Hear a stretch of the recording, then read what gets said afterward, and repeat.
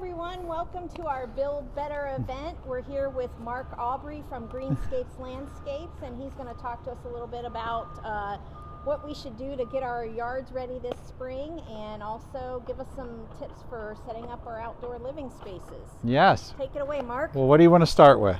Well, let's start with, tell us a little bit about GreenScapes and our connection to each other. GreenScapes has been in business in Central Ohio for over 45 years. My focus is on residential work, remodel, new work, sort of like you guys. And so, we met Cleary Company a long time ago with NARI, our group for all the remodelers and the builders. So we met, and how we work together is pretty similar, and our values align pretty well. So we would help you guys out with projects. We try to give you guys stuff back, but usually landscape is at the end of it, so we don't always do a good job of that, but we do what we can. So my focus is on residential construction. So that's what we do every day. We're meeting with clients about big things, new things, pools, the big projects, and the small things too. We need to add a tree here for shade, and we want to redo this bed. So we start with the little stuff and work everywhere in between. Great. So why don't you start by telling us what we need to do spring cleanup wise? What do you suggest? Where do you get started as a homeowner? It's a great question. A lot of people are scared. It's the middle of April. We're into spring. You want to start with the easy things. You should have all of your perennials cut back because they're growing pretty well now. All of your ornamental grasses should be cut back because they're growing pretty well. You want to start pruning shrubs. We're a little early for pruning evergreens. Usually they need to be pruned a little bit later in May because of the new growth, but you can start to prune them as they need it too. Your flowering shrubs, a lot of them can be pruned now, but you need to be careful and understand what your landscape is, because you don't want to prune things that can't be pruned now. The classic example are lilacs. Everybody loves the smell and the flower of a lilac, but if you prune them right now, you're going to prune off the blooms. If you prune them late in the fall, you're going to prune off the blooms. They bloom in late spring, early summer-ish, then the best time to prune them is after they're done flowering. So also on the ornamental stuff, be careful on what you have, because you're not going to kill the plant, but you're going to take away one of the qualities you like of it. So what about hydrangeas? I have a couple of hydrangea bushes. Oh boy. Do you prune them or do you not prune them? There's different types of hydrangeas. The short ones with the big leaf, you can prune those back. They're sort of like a perennial. You can cut those down. But that's the kind I have. Yes, but sometimes they're kind of a tricky animal. Sometimes you look at that branch and it looks like it's dead, and then out of nowhere it just starts growing leaves. So those small ones, you have to be patient with them, and keep an eye on them. And then there's other hydrangeas that bloom later in the year that you can prune. Okay. So, but they're more of a woody bush. Yes, but they're a classic shrub. The short ones, they only get about 3 feet tall. Yeah. The big nice leaf. So yes and no. Okay. So once you get the pruning done and everything set up, you want to put a nice edge on the beds. Keep that nice and crisp to keep the lawn separated from the bed, so you don't have the grass creeping in. And it makes different tools that you use to edge? There is. The best tool is a spade, a flat shovel, a tall flat shovel. That's the best thing. Get in there, put a nice thick edge on it, and if you do it well and maintain it during the year, you should only need to edge that bed hard every other year, maybe every third year. You just run a string trimmer along it in the summertime, but if you're good at it, it takes a lot of work to do it. I did it at my house when I moved in a couple years ago, and I had a ton of stuff that I was throwing away, but it was a lot of work, and but it pays off. So what about mulch? There's so many different types of mulch when you go to, like, say, Ohio Mulch or one of the nurseries, and how do you know which one to pick? Great question. So anything usually that's triple processed. So it's a finer mulch, because the reason why we mulch beds are to hold in moisture for the plants, cover the soil to keep it cool, and also so it will degrade into the soil and put nutrients back in the soil. Okay. So if you use the double process stuff, the thicker stuff, usually you don't have to mulch as much because it doesn't degrade into the soil as quickly. And that bigger stuff, you usually have to rake up more. And the other key thing with any mulch is the depth. 3 inches is the maximum depth for mulch at any time. Okay. Because greater than that, it takes actually oxygen and nutrients out of the soil because it's trying to decompose. Okay. And as it decomposes, it's pulling everything out. And when you have more than that, it can't get enough oxygen. So that's why that 3-inch depth is perfect, and you could have it down to 2 inches, and that's fine.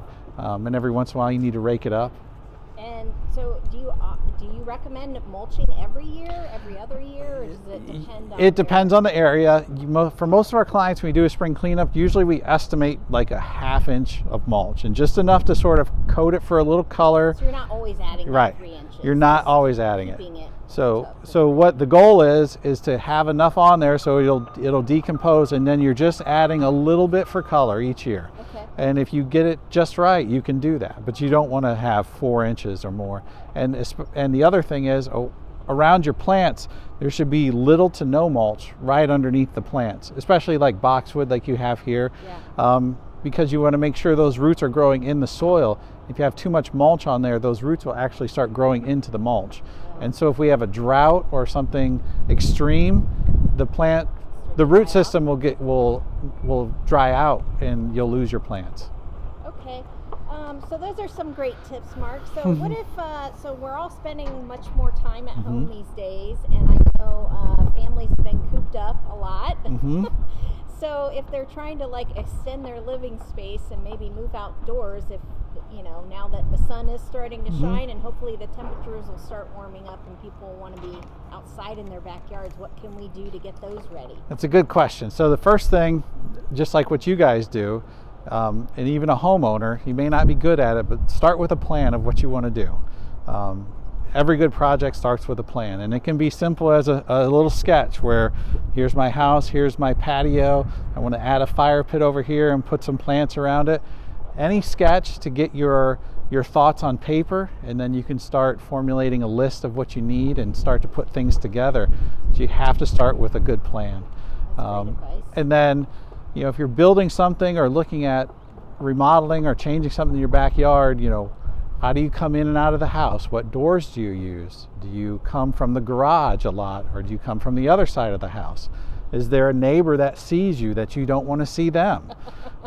Is there a view? Do you have a view to the river or to a nice wooded area that you want to take advantage of? So it's pretty basic questions that you can go through to say, and it'll start to lead you to the right answer. And sometimes where your focal point is definitely something you want to consider in your plan. Exactly. We work with a lot of clients, and they say, they think of the short term and what they want. Okay, we want a fire pit over here.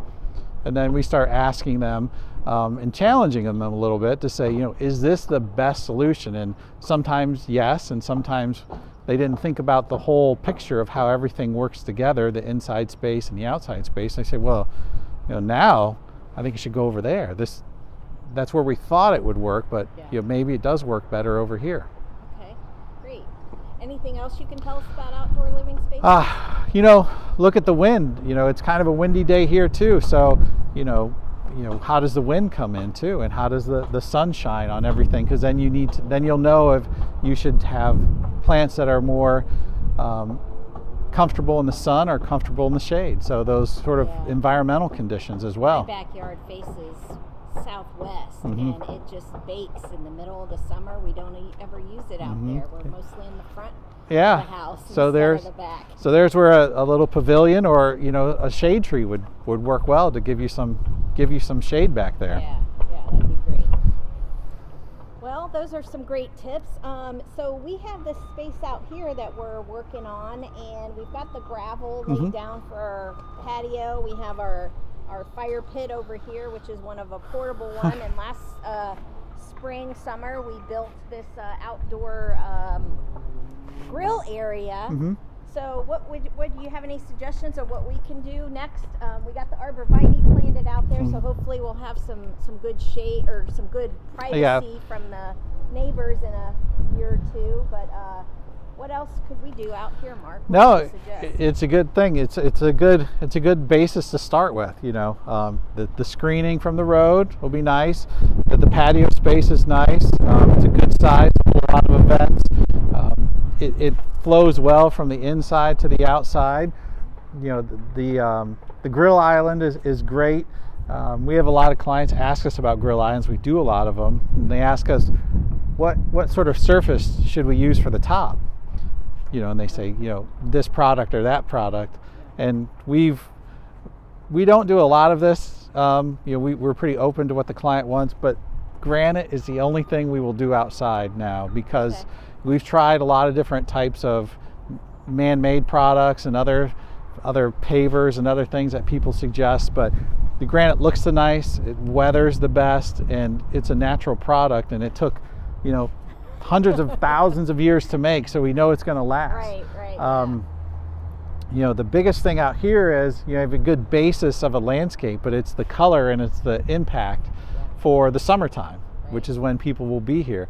So that's the next thing would be to add, you know, and this is a perfect example of a phased project where you know, you have sort of the basis, and now it's time to start adding the color. That's what we need out here. Okay, great. Yeah, well, we'll definitely get with you and for a plan on that. Anything else you can tell us about this time of year? Like, are you guys is this starting your busy season, or have you already been busy? Oh, we're well into the busy season now. Okay. We always encourage people, you know, any project, interior, exterior, is you should always be working at least a season ahead.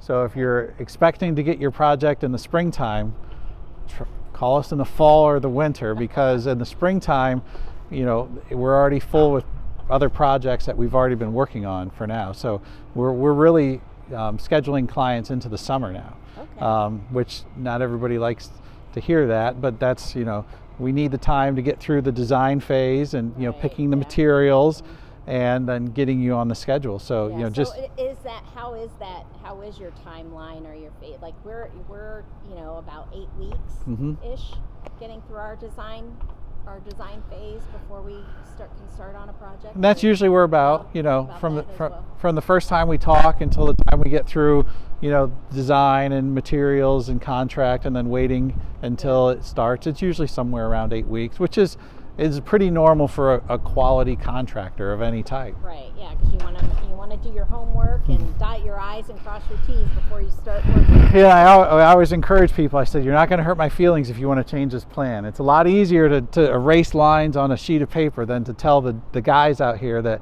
the wall that we just spent 3 days building isn't in the right spot. So I'm like, you can hurt my feelings all you want, but you know, before we start digging. So we have plenty of paper to print the next one. All right. Good. Whenever you want to go. Mark, I'd love to give you a high five, but I guess we're going to have to keep our social distance. That's right. Thank you for your time today and coming by our office and having a conversation. Love fighting the sun, so not sure how that looks on video, but it feels great here. So I thought one thing that we could do is just kind of talk a little bit about why we work together and some of the things that I think that Mark brings to the table with his company is they have a unique ability to think like we do. They like the whole process of design through the final installation of the mulch, so to speak. I always say with the Cleary Company, we like to be part of A to Z, or from the initial design all the way through the final brush strokes of paint. They're not painting mulch, so I think mulch is kind of the finished product of their beautiful work. We have collaborated for years on lots of great projects in the Arlington area, a couple that come to mind that were really, really nice. And I think I posted recently on Facebook about how the one project that in Upper Arlington probably is really looking great right now. It is. We were over there in the fall, you know, doing some odds and ends. But that was a fun project because unlike other, you know, viewing the process, working with your staff and the client, we were there with your staff as the project was just getting started. So we could work really together and say, well, you know, because of what the client wants to do outside, can we take this door and put it here, or this window, or can we get some outlets or some gas supply? And it's those little details that takes a good project, makes it great.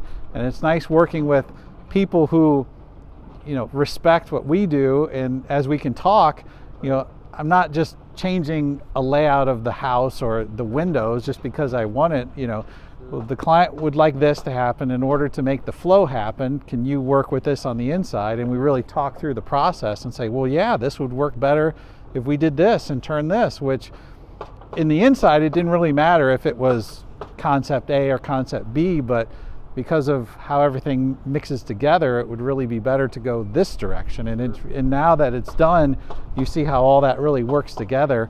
And it just makes it a really comfortable place to be. Yeah, and I think that's one of the great things that we discovered many years ago with design build is just the ongoing collaboration. You know, architectural plans are always great to get us started, but sometimes there's last minute things that you just didn't think about. The way the sun's setting and the view of a room, and maybe doing a different type of window or something. So that's one thing that, again, I think GreenScapes does a wonderful job with, is being able to kind of bring their many years of experience to the table to help us all be more successful, ultimately for the client at the end of the day. Yeah, and that's what it was. She was excited that we were there, and I learned a long time ago, one of the bigger projects that I worked on, the architect was hired first, I was hired second, and the builder was hired third, which is usually the opposite way of how everything worked. And you know, it was all those little changes that the architect and I made about, you know, just some tweaks of the plan to make it all work better. And you know, the builder just executed it, and it worked out really well. And you know, once that happened the first time, you're like, that really is comfortable. And if you find people who are like-minded, then it works even better. Yeah. So again, a good testimony to you guys and all the great work that you guys do. We've seen it firsthand. We've got videos of the project that we're talking about there near the Upper Ellington High School. And we're both really excited about the opportunity to work for the couple in Bexley. Yeah. That's going to be a really unique project for everybody involved. Yeah, we really appreciate the relationship, and it just works out best for everybody. We're excited about the Bexley project and clients who really have a vision of what they want. Yeah. Are we going to be able to do a circle drive there? Do you have any insight there yet? Well, that's kind of interesting. We turned in everything for the city because of where the lot is, which we learned. I knew this, but people don't realize that your front door technically may not be your front door. So this house, the way it sits, their front door is really on the side yard, and the front of the house is really a different direction. So it's kind of weird. So we have to work with the city to get some zoning variances, and you know, that's all submitted, but everything has been postponed. But we'll see what happens. Hopefully we can make that work. Yeah, that would be really cool. And again, they have a great vision, this couple, of what they really want to do. And it's going to be a spectacular transformation of a house. Yeah, this is going to be I think this will be one of the most spectacular A to B projects that we're going to work on, because when we walked around that house, we're like, you bless you people, because this is just a huge undertaking. And I don't know, I haven't met a lot of people who have that tenacity and that vision to see a project go from what it is now to what it will be when they're done. You know, thank you so much. We look forward. I really wish we could have all been outside having a beer and enjoying a little outdoor conversation, but at least we had each other. And April, thank you for being our videographer and putting this together, and thank you for the sunshine. It's a little chilly, but it feels good to be outside. That's okay. We'll always take it. We really appreciate the time.